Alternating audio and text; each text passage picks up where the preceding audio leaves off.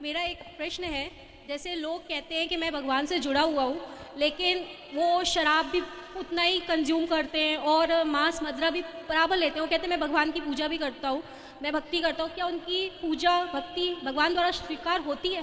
वो सारी चीज़ें चलते चलते चलते चलते जब बहुत सारा स्टोर हो जाता है, बहुत सारा कचरा जमा हो जाता है, तब फिर आप कोई एक निर्णय की ओर बढ़ते हैं, कोई डिसीजन लेते हैं। और वो डिसीजन किसी का आत्महत्या करने का भी हो सकता है। नहीं इतने नहीं, मैं आपकी नहीं बोल रहा हूँ, मैं बता रहा हूँ कि जब आदमी डिप्रेस होता है, टेंशन लेता है, तो कई बार वह आत्महत्या करने की, फिर शराब पीने की, चरस अफीम जो भी होता हो भगवान जाने, सब रास्ते पर, बुरे रास्ते पर चल पड़ता है। आज के टाइम पे सबसे परेशान आदमी के लिए सबसे बेस्ट मेडिसिन दवाई शराब है। कोई भी तकलीफ़ होती है तुरंत शराब पीने पे भागता है। कोई गम हुआ, कोई हल्का सा डिप्रेशन हुआ, तुरंत शराब पीने चले जाते हैं। लेकिन क्या वाकई में ही शराब पीना सबसे बेस्ट और सबसे अच्छा होता है? गाइस चलिए पहले इस वीडियो को देखेंगे। शराब के बारे में महाराज अनिरुद्र के पास जो बहन आई हुई है वो क्या कहती है। आदित्य गुरु जी, मैं ग्वालियर से आई हूँ। मुझे उम्मीद नहीं थी कि मैं आपसे मिल पाऊंगी, क्योंकि इतनी देर हो गई थी, पर भगवान के आशीर्वाद से मिलना हो गया। मेरा एक प्रश्न है, जैसे लोग कहते हैं कि मैं भगवान से जुड़ा हुआ हूँ, लेकिन वो शराब भी उतना ही कंज्यूम करते हैं और मांस मदिरा भी बराबर लेते हैं। वो कहते हैं मैं भगवान की पूजा भी करता हूँ, मैं भक्ति करता हूँ। क्या उनकी पूजा भाई, भक्ति भगवान द्वारा स्वीकार होती है? बहुत दुख की बात है ये चीज़। ये बात ऐसी हो गई कि कोई व्यक्ति गंगा में नहाए और फिर गंगा से निकलकर नाले में नहा ले, फिर गंगा में नहाए, फिर नाले में डुबकी मार ले। तो ये वही है कि जो हम पुण्य करते हैं वो तो हमें मिलना। आपने अच्छे काम किए, भगवान का चिंतन किया, उसका बेनिफिट तो मिलेगा, फल तो मिलेगा, पर निरंतरता में बना रहे, कंटिन्यू रहे वो अच्छा काम, तब ना बुरी चीज़ें। मतलब दोनों चीज़ें एक साथ नहीं हो सकती ना? ये गाल भी फूल जाए और ठहाका भी आ जाए, हा हा हा, ये दोनों एक साथ नहीं हो सकते। तो एक ये मतलब गलत मार्ग छोड़ना बिल्कुल। पड़ेगा, तभी आप ईश्वर की तरफ जुड़ पाएंगे। गलत मार्ग छोड़ना नहीं पड़ता, अच्छे मार्ग से जो जुड़ जाता है वो गलत बातें अपने आप छूट जाती अब हैं। जैसे गुरुजी, मैं अंडा खाना बहुत पसंद करती थी, पर ईश्वर से जुड़ती जा रही हूँ, अपने आप मन से निकल गया। अब वो देखने की भी इच्छा नहीं करती वही मेरी। आपने छोड़ा होता ना, छोड़ा नहीं है, नहीं अपने हम मन बता, से। यदि आपने छोड़ा होता तो मन जा सकता था, हाँ। मन को जाने की संभावनाएं थी, पर आपने छोड़ा नहीं, छूट गया। अपने आप विरक्ति हो गई हाँ, उस चीज से। तो वही है जो भगवान से जुड़ता है वो मांस शराब कुसंग निंदा चुगली छोड़ता नहीं है, सब छूट जाती है। अब तो बस भगवान राम का नाम निकलता रहता है उठते बैठते।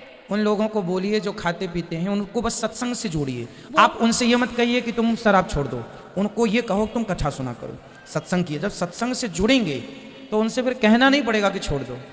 क्योंकि मेरे परिवार में बहुत से लोग हैं जो ये सब चीज़ों को बहुत सही मानते हैं, और मैं उनसे बोलती हूँ नहीं ये मत करो। तो उनको कभी लेके आना, हम पूछेंगे क्यों सही मानते हैं, बगल में बैठे। बात करा दो फिर। राधे राधे पंडित जी, मांस खाते हैं, नहीं मानते, फिर शराब पीते हैं, कैजुअली तो सही है ये? नहीं, सही नहीं है, पता है अपने को सही नहीं है। फिर तो घर में पत्नी से ही कहते हैं, परिवार से कि सही है? नहीं सही तो मैंने पहले भी नहीं कहा, आप कह रहा हूँ। फिर आप जैसे समझदार लोग भी यदि गलत रास्ते पर रहेंगे तो सही पर कौन चलेगा? कोशिश कर रहे हैं उसको धीरे अवॉइड करने की। कर लीजिए।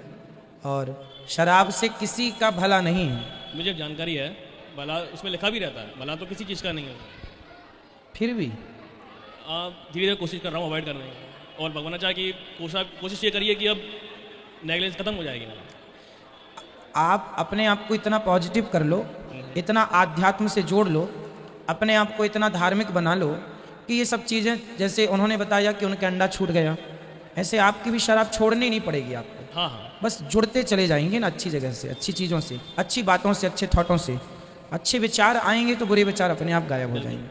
तो बस वही है, विचारों का खेल है। हम कहते हैं, हम क्या सब कहते हैं, शास्त्र गुरुजन, व्यक्ति बुरा नहीं होता, आप बुरे नहीं होते, ना समाज बुरी होती है। बुरी और भली यदि होती है तो संगति होती है, संगत। आप बुरे की संगत कर लो, बुरे हो जाएंगे, अच्छे की कर लो। बस कसाई की संगत कोई करे तो मारना अपने आप सीख जाएगा, और संत की संगत करे तो माला जपना अपने आप सीख जाएगा। तो संगति अच्छी कर लेंगे ना तो ये सब चीज़ें आपका दोष नहीं है, ये आपकी संगति का दोष है। अच्छा ये बताइए, आप सही बोल रहे हैं, हम संगति है आपकी शराब में? संगति नहीं है। फिर कैसे आ गई? कभी थोड़ा स्ट्रेस मान सकते हैं लाइफ में। तो क्या समाधान ये है कि हम नहीं, टेंशन में समाधान तो नहीं है इसी चीज़ का, लेकिन कुछ परिस्थिति सिचुएशन कभी आ जाती है लाइफ में, तो कभी अकेलापन का महसूस हो जाता है। कितने साल के हैं आप? मैं 33। हमसे 1 साल बड़े हैं आप। तो जिस उतार चढ़ाव से आप गुजर रहे एक्चुअली हैं, क्या है, करीबन 5 इयर्स पहले फादर एक्सपायर हो गए थे, तो लाइफ में इतना अकेलापन सा हो गया था कि कुछ बातें ऐसी होती हैं मन में जो अपन कभी शेयर ही नहीं कर पा रहे किसी से। तो कुछ बातें मन में आती गई, तो उससे छुटकारा पाने के लिए कभी कोई संगति वाला काम नहीं है और ना ही कोई ओवर लिमिट वाला काम है। तो आपको ये किसने बताया कि ये जो गलत थॉट आ गए हैं, नेगेटिविटी आ गई है, उसको शराब पीने से वो नहीं, बताया किसी ने नहीं है, और ये भी नहीं बोला कि छोड़ने से भी चले जाएगी। अगर आने से नहीं जाती तो छोड़ने से भी नहीं जाती, ये भी कोई नहीं बताया। बस थोड़ा सा कभी कुछ बातें ऐसी जो नहीं हो पाती हैं, तो उसी चीज़ को, उनका समाधान शराब नहीं है। उसी समाधान को भी अपन प्रयत्न कर रहे हैं। ऐसा नहीं है कि अपन चीज़ को समाधान का कोई प्रयत्न नहीं किया। जो भी आपके मन में हो आप मेरे से कह दो। आज भी अपन भगवान की कृपा से लाइफ में 12 घंटे से पहले मेरे जूते नहीं खुलते पैरों के। अगर सुबह 9 बजे बन गए तो रात को 9 बजे उतरेंगे नहीं। लेकिन तब भी कभी कभी लाइफ में कुछ सिचुएशन कभी आ जाती हैं, तो उसको फेस करना मेरे लिए मुश्किल हो जाता है। ये उतार चढ़ाव सबके जीवन में आता है। आपको क्या लगता है हमारे जीवन में उतार चढ़ाव नहीं है? सबके जीवन में, इनके जीवन में नहीं है। ऐसा कोई नहीं है संसार में जिसको कोई कष्ट ना हो। फिर पहला या तो शारीरिक या कोई और मन का कष्ट। भगवान की इसलिए कृपा से अपने पास मतलब जो है कष्ट मानसिक है, कई मतलब शारीरिक नहीं है। मानसिक रोग के लिए ना भागवत सुननी चाहिए। जो व्यक्ति भागवत श्रवण करता है, गारंटी हम लेते हैं, कितने लोग डिप्रेशन में चले गए थे, अच्छा से बाहर आ गए। तो डिप्रेशन क्या है?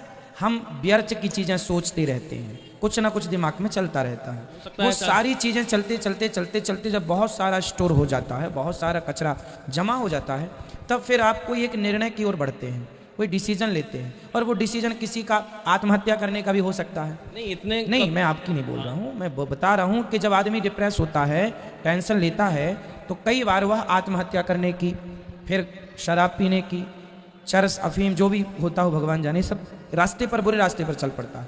इसलिए कहता हूँ, हमारे ऋषि मुनियों ने कहा रोज सत्संग करना चाहिए। क्यों कहा था? इसलिए करना चाहिए, उनको पता था कि स्थितियाँ ऐसी बनेंगी कि आदमी टेंशन पालेगा। तो टेंशन यदि आज आपने की है, आज कोई दिमाग में बात चल रही है और आज ही आपने सत्संग कर लिया, तो वो आज ही समाप्त हो जाएगी। इसलिए एक घड़ी आधे की पुनियाद, तुलसी चर्चा राम की हरहि कोटि अपराध। शराब पीने से किसी की चिंता मिटती नहीं है, फिर भी आदमी शराब पीता है कि शायद मिट जाए, कभी ना मिटेगी। शराब का नशा उतरते ही चिंता डबल हो जाएगी। बस यदि चिंता जाएगी तो केवल सत्संग से जाएगी। इसलिए सत्संग करो और हर बुरी आदतों को छोड़ने की कोशिश कीजिए। राधे राधे। खुश रहिए। दोस्तों, सच में आज जो गुरु जी ने भाई साहब को जो बातें समझाई हैं, जितनी भी बातें समझाई हैं, उससे साफ पता लगता है कि अगर आपको कोई परेशानी हो, कोई तकलीफ़ हो, तो उसका इलाज शराब नहीं होता है, बल्कि सबसे अच्छा होता है कि आप परमात्मा से, ईश्वर से जुड़ें और उनकी बातें सुने, यानी सत्संग करें और तमाम अच्छी बातों पे ध्यान रखें, जैसे गरीबों को खाना खिलाना, मोहताजों की मदद कर देना, किसी लाचार बेवा की मदद कर देना, यानी हर एक नेकी करना आपके दिल को सुकून पहुंचने का जरिया है, जो कि आदमी ये चीज़ बहुत कम काम करता है। और ज़्यादातर दारू, अफीम, चर्स, गांजा सिर्फ इसी के पीछे पड़ जाता है, जो कि ये चीज़ें ऐसी होती है, शुरू में तो बहुत अच्छा लगता है, आगे चल के इतना टेंशन देता है ना कि पूरा घर परिवार दूर हो जाता है, हमारी बीवी हमसे दूर हो जाती है, हमारे बच्चे, हमारी औलादें सब हमसे दूर हो जाते हैं, यहाँ तक कि अपने शरीर के खुद अंग, चाहे फेफड़े, दिल, किडनी, हर एक चीज़ खराब होना चालू हो जाती हैं, सिर्फ इन्हीं बुराइयों की वजह से। क्योंकि हम तो ये समझते हैं जो हमें टेंशन होता है, जो हमें डिप्रेशन होता है, हम उसका इलाज कर रहे हैं, लेकिन हमें तो ये पता नहीं होता है कि हम अभी तो थोड़ा सा हम सिर्फ फ़ायदे की वो एतबार से इस्तेमाल कर रहे हैं, लेकिन आगे चल के इतनी बुरी बीमारी हो जाती है कि जिसकी वजह से पूरी लाइफ ख़राब हो जाती है। दोस्तों, आप लोगों का क्या कहना है हमें कमेंट बॉक्स में ज़रूर बताना, और इस तरह की वीडियो देखने के लिए हमारे चैनल को ज़रूर सब्सक्राइब कर लें, वीडियो को लाइक कर दें, और मिलते हैं एक और वीडियो में। तब तक अपना और अपनों का ध्यान रखिए। Thank you for watching my video.